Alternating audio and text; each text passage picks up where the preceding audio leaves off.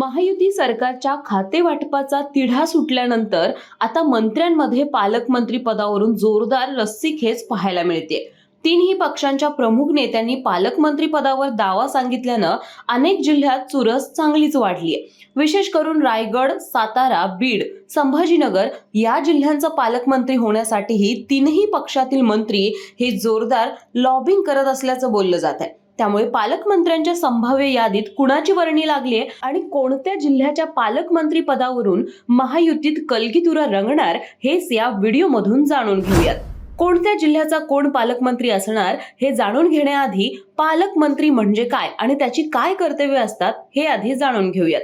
पालकमंत्री हा भारतातील कॅबिनेट स्तरीय मंत्री असतो, जो राज्य सरकारद्वारे राज्यातील विशिष्ट जिल्ह्याच्या विकासावर देखरेख ठेवण्यासाठी नियुक्त केला जातो।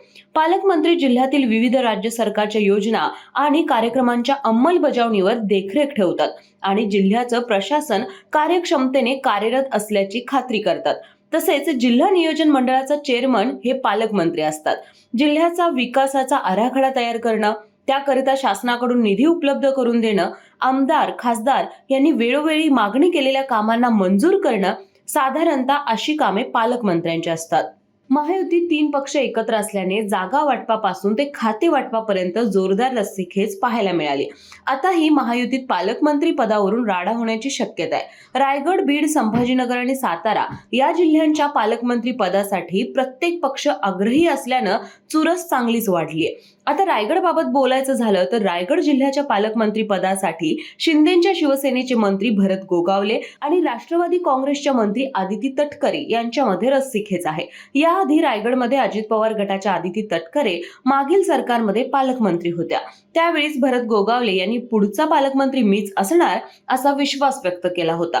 रायगड जिल्ह्यात शिंदे सेनेचे 3 आणि भाजपचे 3 आमदार आहेत, तर अजित पवार गटाचा एकच आमदार आहे। तर जिल्ह्यात ज्याचे जास्त आमदार त्या पक्षाला पालकमंत्री पद असा फॉर्म्युला ठरला तर भरत गोगावले यांच्याकडे पालकमंत्री पद जाण्याची शक्यता आहे। बीडचा पालकमंत्री कोण होणार याकडे सर्वांचंच लक्ष लागले। पंकजा मुंडे आणि धनंजय मुंडे हे दोघेही सरकारमध्ये मंत्री असल्यानं पालकमंत्री पद कुणाकडे द्यायचं असा पेच महायुतीत निर्माण झालाय। अशातच मस्साजोग सरपंच संतोष देशमुख हत्या प्रकरणामुळे बीडचं राजकारण ढवळून निघालंय। मागच्या सरकारच्या काळात पालकमंत्री असलेल्या धनंजय मुंडे यांच्यावर या हत्या प्रकरणाचा थेट आरोप होत असल्यानं भाजप नेत्या आणि मंत्री पंकजा मुंडे यांच्याकडे हे पद जाण्याची शक्यता आहे। सध्या बीडच्या ठराविक भागातून धनंजय मुंडेंच्या नावाला जोरदार विरोध होतोय। त्यामुळे महायुतीतील प्रमुख नेते जास्त रिस्क न घेता पालकमंत्री पद पंकजा मुंडे यांच्याकडे देतील अशी चर्चा आहे। याआधी 2014च्या सरकारमध्ये बीड जिल्ह्याचं पालकत्व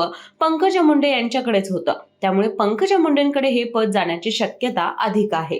छत्रपती संभाजीनगरमध्ये शिंदेच्या शिवसेनेचा वरचष्मा आहे। नव्याने मंत्री झालेले संजय शिरसाट यांनी या जिल्ह्याच्या पालकमंत्री पदावर दावा सांगितलाय, तर भाजपचे मंत्री अतुल सावे हे देखील पालकमंत्री पदासाठी आग्रही आहेत। सध्याच्या घडीला शिंदे सेनेचे 6 आणि भाजपचे 3 आमदार आहेत, त्यामुळे पालकमंत्री शिंदेच्या शिवसेनेचा होण्याची शक्यता अधिक आहे। मागील सरकारमध्ये शिंदे सेनेचे संदीपान भुमरे हे या जिल्ह्याचे पालकमंत्री होते। ते लोकसभेत खासदार झाल्यानंतर काही महिने हे पद अब्दुल सत्तार यांच्याकडे देण्यात आलं होतं। त्यामुळे आता संजय शिरसाट हे संभाजीनगर जिल्ह्याचे पालकमंत्री होण्याची शक्यता आहे। साताऱ्यातही पालकमंत्री पदावरून जोरदार रस्सीखेच आहे। यावेळी सातारच्या पालकमंत्री पदासाठी भाजप आग्रही दिसतंय, कारण साताऱ्यात भाजपचे 4, शिंदे सेना अजित पवार गटाचे प्रत्येकी 2 आमदार आहेत।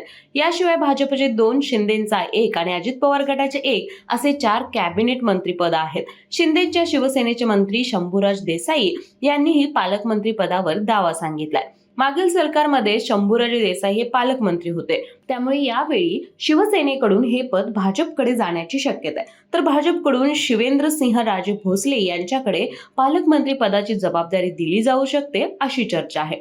कोल्हापूरचे पालकमंत्री पद हे हसन मुश्रीफ, पुण्याची जबाबदारी अजित पवार यांच्याकडे, तर ठाण्याचे पालकमंत्री एकनाथ शिंदे असणार आहेत हे निश्चित झालंय।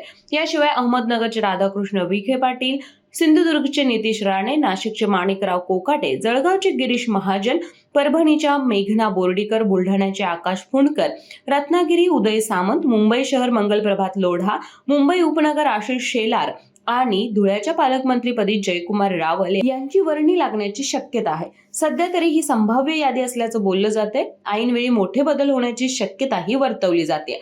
त्यामुळे कुणाच्या गळ्यात पालकमंत्री पदाची माळ पडणार आणि कुणाचा पत्ता कट होणार हे पाहणं महत्त्वाचं असणार आहे. अशाच राजकीय घडामोडी जाणून घेण्यासाठी माय महानगर लाईव्हला सबस्क्राईब करा आणि बेल आयकॉनला प्रेस करायला विसरू नका.